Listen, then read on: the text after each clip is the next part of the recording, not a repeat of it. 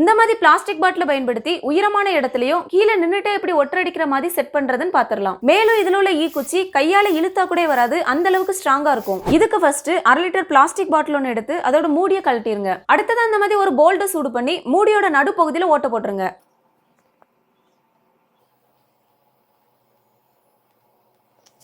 அடுத்ததா 3/4 inch end gap ஒன்று எடுத்துருங்க. இது வேற ஒன்றும் இல்ல, பிவிசி பைப்ல எண்டுல மாட்டக்கூடியது. இப்ப இதுலயும் மூடியில ஓட்டப்பட்ட மதியே போல்ட சூடு பண்ணி நடுவுல ஓட்ட போட்டுருங்க.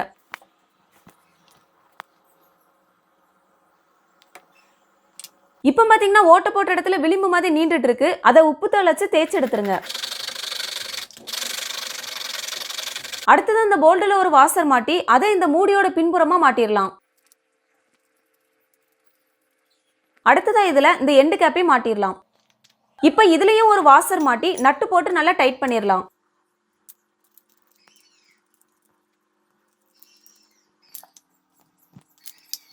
இப்ப அருமையா ஸ்ட்ராங்கா மாட்டியாச்சு. அடுத்ததா நம்ம ஏற்கனவே எடுத்த இந்த பிளாஸ்டிக் பாட்டில அடியில இருக்கிற இந்த 5 முனையை கட் பண்ணிடலாம்.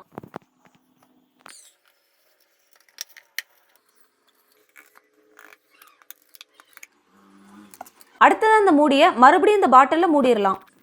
அடுத்தது அந்த ஈக்குச்சியை கொஞ்சம் கொஞ்சமா எடுத்து நம்ம ஏற்கனவே கட் பண்ண ஒவ்வொரு ஓட்டையிலையும் கொஞ்சம் கொஞ்சமா வச்சிடலாம்.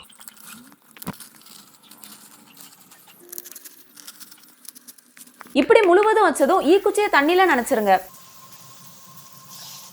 அடுத்ததா கேஸ் அடுப்பை ஸ்லோல வச்சு இந்த பிளாஸ்டிக் பாட்டில் இருக்கிற பகுதியை மட்டும் முழுவதும் ஹீட் பண்ணிருங்க. அதே மாதிரி ஹீட் பண்ணும்போது தீ பக்கத்துல வைக்க கூடாது, கொஞ்சம் தூரத்துல தான் வைக்கணும்.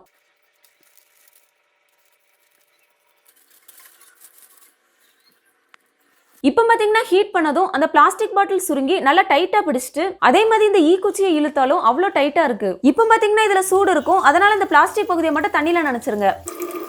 அடுத்ததா இதுல மாட்டிருக்கிற இந்த ஈக்குச்சியை இன்னும் ஸ்ட்ராங் ஆக்குறதுக்கு இதுல ஒரு சின்ன விஷயம் ஒன்று பண்ணணும். அதுக்கு இந்த மூடியை மறுபடியும் கலட்டிடலாம். அடுத்ததா நல்லா ஒட்டக்கூடிய பசை எடுத்துக்கோங்க. நம்ம பாத்தீங்கன்னா ஃபிளெக்ஸ் ஒட்டக்கூடிய பசை எடுத்திருக்கோம். இப்போ இந்த பசையை இதுல விடும்போது இதுல இருக்க ஈக்குச்சி எல்லாம் ஒண்ணுக்கு ஒண்ணு ஒட்டிக்கிடும். அதே மாதிரி சின்ன பிள்ளைங்க இழுத்தாலும் நல்லா ஒட்டி இருக்கிறதுனால வராது.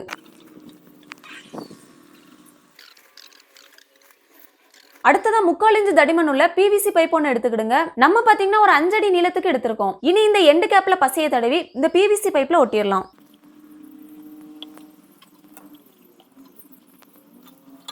இப்ப ஒட்டின பகுதி நல்லா காஞ்சதும் பெருக்குமாறுல மாட்டிடலாம். இப்ப பாத்தீங்கன்னா ஒற்றை அடிக்கிறதுக்கு நல்லா ஸ்ட்ராங்காவே ரெடி ஆயிட்டு இனி நம்ம ஒற்றை அடிச்சே செக் பண்ணிடலாம். இப்ப பாத்தீங்கன்னா கீழே நின்னுட்டு அருமையாவே ஒற்றடிக்க முடியுது. இப்ப உங்களுக்கு தரையை தூக்கணும்னா இதை கலட்டினாலே போதுமானது. இப்ப இதை பிடிக்கும் போது பெருக்கிறதுக்கு ஒரு ஆர்வத்தை தூண்டுறதை உணரலாம்.